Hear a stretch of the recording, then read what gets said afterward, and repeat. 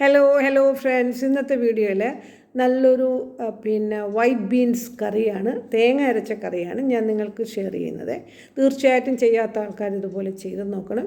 ഈ ഒരു beans highly പ്രോട്ടീനുള്ള ബീൻസാണ്. ഇതിലിപ്പോൾ ഞാൻ കുക്കറിൽ വെള്ളം ഒഴിച്ച് പാകത്തിന് ഉപ്പും ഇട്ട് നമ്മൾ ഒരു വിസിൽ മതി വേവിച്ചെടുക്കാൻ പോവുകയാണ്. അപ്പോൾ ഇത് വേവിക്കുമ്പോൾ ഇത് പ്രത്യേകം ശ്രദ്ധിക്കണം, ഒരുപാട് വെന്ത് ചതഞ്ഞു പോകാൻ പാടില്ല.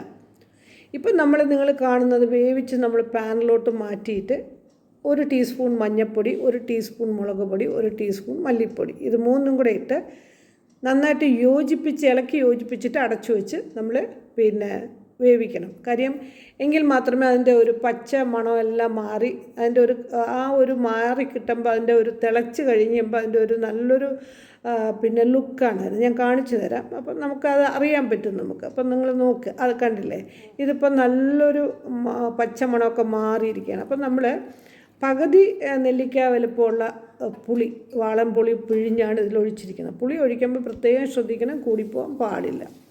അപ്പോൾ അത് ഇനി അടച്ചു വെച്ച് ഇനി തിളയ്ക്കട്ടെ. ഇത് തിളയ്ക്കും തോറും രുചി കൂടുകയാണ്. ഇനി നമ്മളിതിന് മിക്സിയിൽ തേങ്ങയും ഒരു 3-4 പാകത്തിന് തേങ്ങ, 3-4-5 ചെറിയ ഉള്ളി, പിന്നെ 1 ടീസ്പൂൺ ജീരകം, കുറച്ച്, ഇതെല്ലാം കൂടെ മൂന്നും കൂടെ ഇട്ട് നമുക്ക് നന്നായിട്ട് ഫൈൻ പേസ്റ്റായിട്ട് അരച്ചെടുത്തിട്ട് നമ്മളിനിയിപ്പം ഇതിൻ്റെ കറി കണ്ട അതിൻ്റെ ഒരു ലുക്ക് കണ്ടല്ലോ നിങ്ങൾ. അത് നല്ല പുളിയൊക്കെ ഒഴിച്ചു വരുമ്പോൾ വളരെ ഒരു നല്ല രീതിയിൽ അതിൻ്റെ പച്ചമണമൊക്കെ മാറിയതിന് ശേഷമാണ് നമ്മൾ അതിൻ്റെ അരപ്പ് ഇതിലോട്ട് ഒഴിച്ചത്.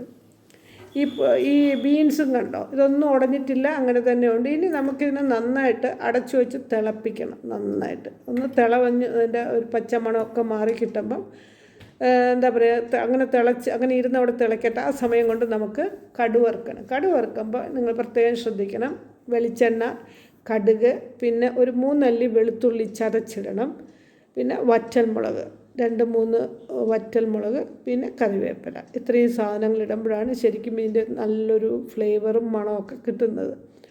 നന്നായിട്ടൊന്ന് ഇളക്കി നമുക്ക് ഈ കടുക് വറുത്ത് നന്നായിട്ടൊന്ന് ഇതിനെ ഇളക്കി അതിൻ്റെ ഒരു പാകമാകുമ്പോൾ നന്നായിട്ടൊന്ന് വറുത്തെടുത്തിട്ട് ഇതിലോട്ട് ഒഴിക്കാം.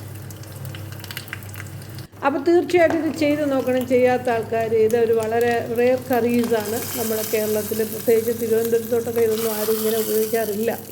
ഈ പയർ കൊണ്ട് ഇങ്ങനത്തെ കറികളൊന്നും. ഇതൊക്കെ അങ്ങോട്ടാണ്, അതായത് തൃശ്ശൂർ ഭാഗം, അങ്ങോട്ട് പാലക്കാട്, ടാംലിയൻ ടൈപ്സ് ഓഫ് കറീസാണ്.